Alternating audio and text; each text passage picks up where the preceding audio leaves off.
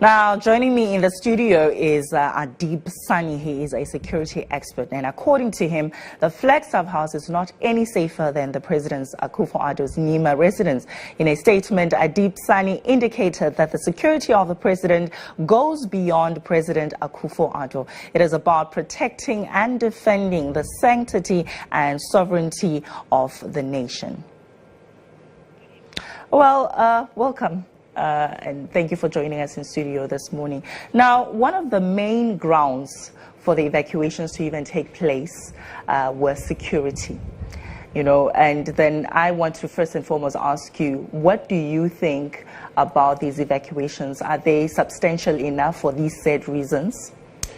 Well, I would say, without mincing words, that for any security officer with the responsibility of protecting the president to think that evacuating the squatters is enough to guarantee the safety of the president is most preposterous and is most naive.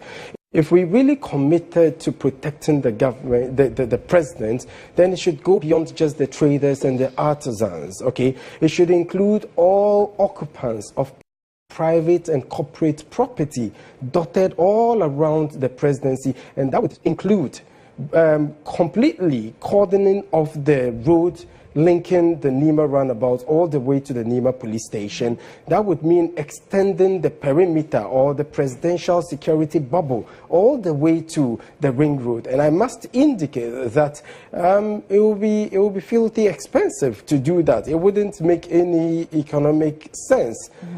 So from the start, I have always been of the personal conviction that it is not in the best interest of not just the president, but for all of us to have the president continuing his stay at the private residence. Right. And I think so now, according to your expertise, a lot are calling for him to rather be at the Flagstaff house. And according to your statement, you say that would not also salvage the problem. So where would you subscribe would be the safest for our president to reside?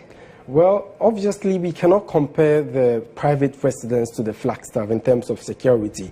The Flagstaff is way better. But for me, from a security analytical perspective, from the security risk assessment I have done of the Flagstaff, the location alone was a security gaffe. I mean, it reveals some serious security nightmares I might not be able to divulge on air, considering the fact that almost the whole Flagstaff area is surrounded by heavy vehicular and human activity. The fact that there are certain buildings around, if you climb, you would have a clear view of the compound of the Flagstaff. The fact that it is uncomfortably so too it makes close the monitoring too easy, and it's accessible. And it's accessible, and we're dealing with a highly sophisticated anarchical world order where there's electronic espionage, where people can, within a safe distance, be able to hack into your systems, whether you are online or not. And we're dealing with a much more serious issue regarding terrorism. When I speak about terrorism and I speak about car bombs,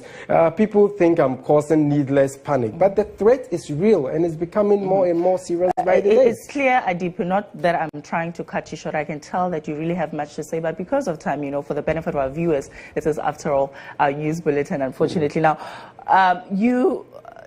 it's evident from what you're saying that the safety of the president ought to be a priority, and I think from what you're saying, your sentiments are that in Nima he is not safe, neither would he be safe at the Flagstaff house.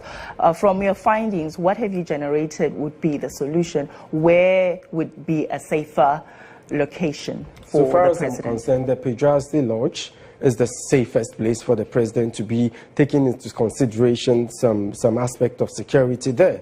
The traffic there is one-sided, though, so it can easily be managed with proper security protocols and measures put on the ground, including searches, the cordoning of parts of the road, or possibly mountain barricades, etc.